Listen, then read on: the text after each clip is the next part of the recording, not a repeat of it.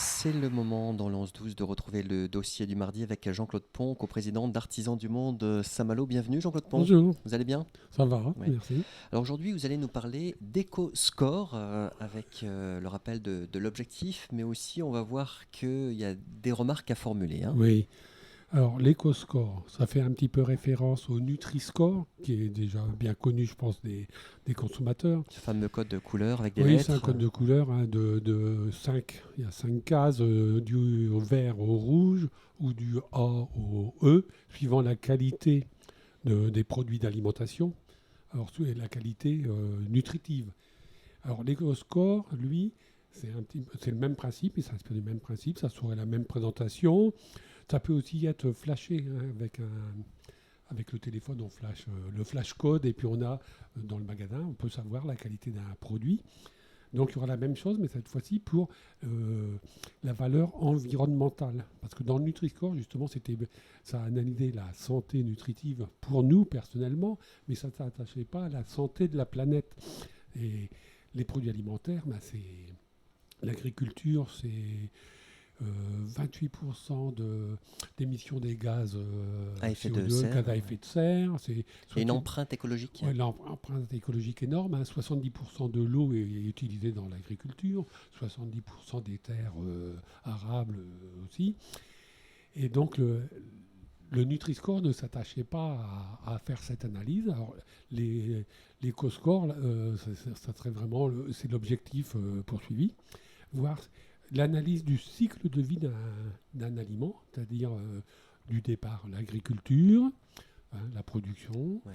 la transformation dans les usines alimentaires, le transport pour arriver au magasin et pour aller ensuite chez le client, les emballages, un gros problème, les emballages, et puis ça va même jusqu'aux déchets, au recyclage, voir à chaque fois, tout au long de ces étapes de la vie, voir les nuisances, les prélèvements, émissions de gaz, prélèvements de ressources non renouvelables, hein, l'eau, la terre, le bois, etc. Euh, donc c'est un objectif très très louable. Alors, et cet objectif, d'ailleurs, il a été fixé par la Convention citoyenne. Ça fait partie d'un des 50, Des 150. 150 objectifs de la Convention citoyenne. Ça fait aussi partie de la loi sur l'économie circulaire. Donc, là, c'est Yuka, par exemple, Une application. cette application qui existe déjà pour le Nutri-Score. Et puis d'autres, la fourche, par exemple, c'est un système de magasin par Internet, un alimentaire. Le marmiton, c'est aussi... Pour des recettes en pour ligne. des Oui. recettes, tout ça. Sont donc des acteurs privés qui ont un peu dévancé et qui ont lancé cet éco-score là, en janvier.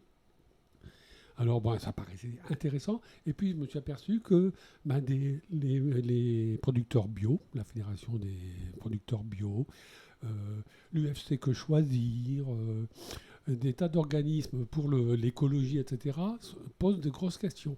Pourquoi ? Parce que c'est basé sur l'analyse du cycle de vie, mais qui prend pas assez en compte le bio, par exemple, et puis les labels, comme nous, Artisans du Monde, équitables, et favorise trop les rendements.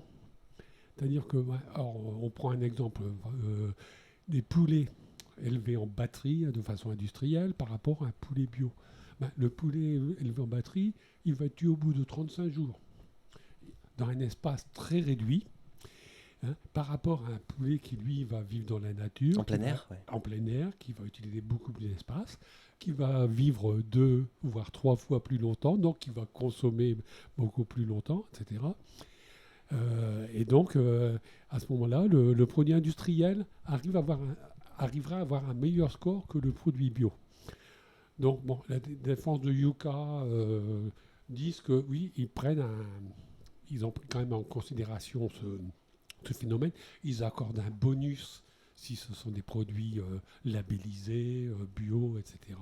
Enfin, ceux qui sont contre disent que c'est pas pris suffisamment en compte.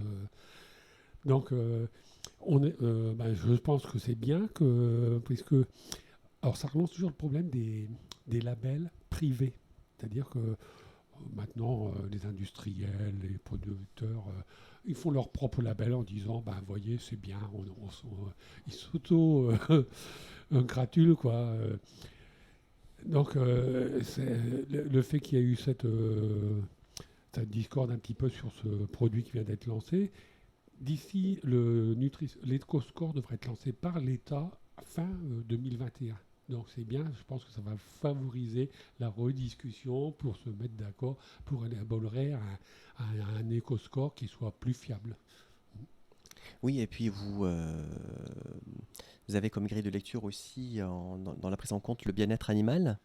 Il y a aussi les antibiotiques, la pollution, la biodiversité. Il y a tous ces paramètres-là aussi il y a des à voir. paramètres qui ne sont pas pris suffisamment en compte Qui sont dans les angles morts pour l'instant. Là, les antibiotiques, les pesticides, tout ça, c'est pas pris suffisamment la pollution en compte. Or, ce sont des sujets dont on parle de plus en plus. Oui, totalement. La biodiversité, c'est vrai que le bio, on essaie d'avoir des espèces anciennes au niveau aliments, au niveau animal, etc. Les graines aussi. Alors que dans l'industrie, l'agro-industrie, c'est trouver des races très productives, etc. Mais la perte de la biodiversité. Après, nous, en tant qu'artisans du monde, commerce équitable, en plus, au-delà de la préservation du climat, etc., on veut aussi rajouter le côté social. C'est-à-dire que vérifier que ces aliments ne sont pas fabriqués à base de travail d'enfants, à base de travail de salariés qui sont exploités, etc. Donc ce volet environnemental, social, etc., là, il faut vraiment que tout ça soit pris en compte et améliore cet éco-score. Sinon, vous saluez l'initiative, sinon. Oui, moi je pense que c'est quelque chose que je souhaite depuis très longtemps et que nous, dans le milieu associatif, on souhaite depuis très longtemps. Maintenant, comme tout, il y a un démarrage, puis il faut améliorer les choses. C'est vrai que tout ne peut pas être parfait du premier jour. Et justement, Artisans du Monde fait œuvre de plaidoyer et de militantisme pour faire bouger un peu les lignes en la matière, là. Oui, c'est ça, ça fait totalement partie de notre projet.